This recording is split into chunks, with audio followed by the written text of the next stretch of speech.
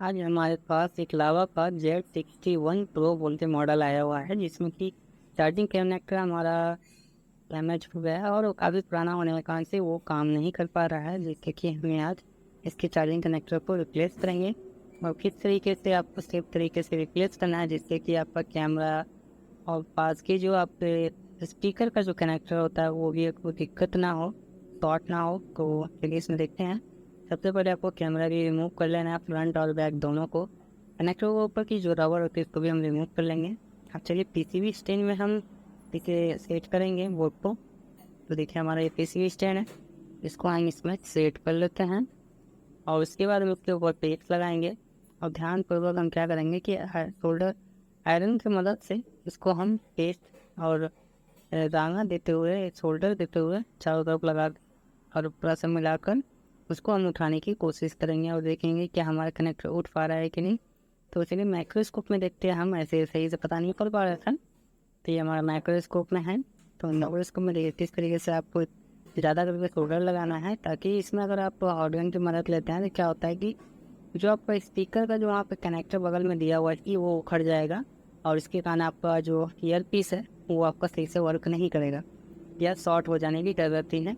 तो ऐसा ना हो, इसके लिए हम क्या करेंगे, आयरन की मदद से ही इसको निकालेंगे। और ये किस तरीके से आपको निकालना है, आपको ध्यानपूर्वक ध्यान देते हुए धीरे धीरे से निकालना है, कोई जल्दबाजी नहीं होनी चाहिए।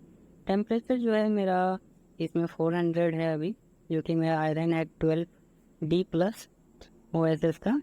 तो ये आपको इस तरीके से देखिए, एक साइड से निकल गया, दूसरी साइड से भी हमारा निकल गया। और क्या करना है, अब इसके अच्छे से क्लीन कर लेते हैं हम। और देखिए आपको ज़्यादा पर इसमें मतलब ये नहीं करना है, आपको ध्यानपूर्वक करते रहना है एक साइड से, जिससे कि आपका जो स्पीकर का जो लाइन उठा हुआ है उसमें आपको दिक्कत ना हो। तो कॉटन की मदद से हम इसे क्लीन कर लेते हैं। हमारा जो शोल्डर से जो है एक्स्ट्रा हमने जो क्लीन कर लिया था, अब उसके बाद हम कॉटन की मदद से सारे जितनी भी पेस्ट थी उसको रिमूव कर लिया। अब नया पेस्ट हम डाल के इसमें अपने नए कनेक्टर को फिट करेंगे। और जिस जगह ऊंचा नीचे आपको लगे वहाँ आयरन की मदद से दोबारा से बैठा लीजिए। देखिए आयरन से और टीजर से प्रेस कीजिए, आयरन लगाइए, हमारा एक्स्ट्रा प्रेस होने से वो बैठ जाएगा आपका, क्योंकि इसमें अच्छे से साफ उतना नहीं हो पाता है स्पीकर का कनेक्टर ओपनिंग के कारण से। देखिए हम इसके बाद देखिए किस तरीके से इसे बैठा लेना है आपको। आपको क्या करना है, ट्यूजर से प्रेस करते हुए लगाना है और इसके जो कनेक्टर है उसको अच्छे से आपको फोल्ड कर देना है। देखिए बैक पे जो कनेक्टर उसे भी फोल्ड करना है। तो हमने देखिए आराम आराम से आपको फोल्ड करना है, तो जल्दबाजी नहीं है। हम चारों तरफ पहले फोल्ड कर लेते हैं इसके कनेक्टर को।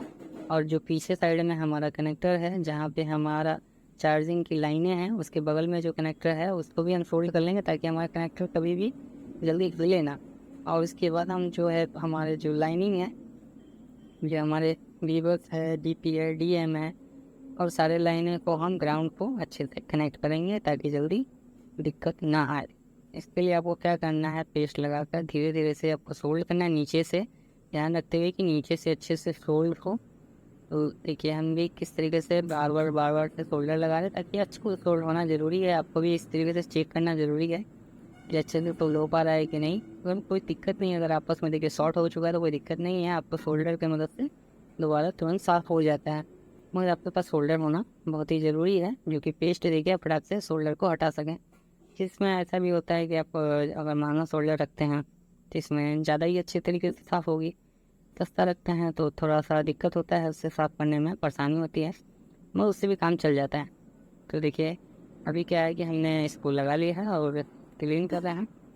क्लीन हमारा लगभग हो ही चुका है। इसके बाद हम उसको बोर्ड में फिट करेंगे। तो देखते हैं, पहले अच्छे से दोनों साइड से क्लीन कर लेना है। क्लीन करने के बाद ही हम आगे बढ़ेंगे बोर्ड में फिट करने के लिए। तो हम देखिए अच्छे से क्लीन कर चुके हैं।